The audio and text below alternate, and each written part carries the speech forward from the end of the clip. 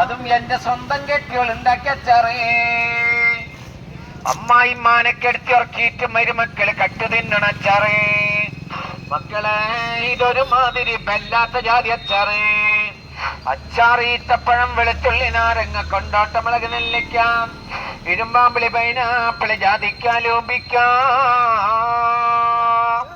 മാങ്ങച്ചാറ് നാരങ്ങച്ചാറ് ബീഫച്ചാറ് കൊടുത്തച്ചാറ് കക്കറച്ചച്ചാറേ.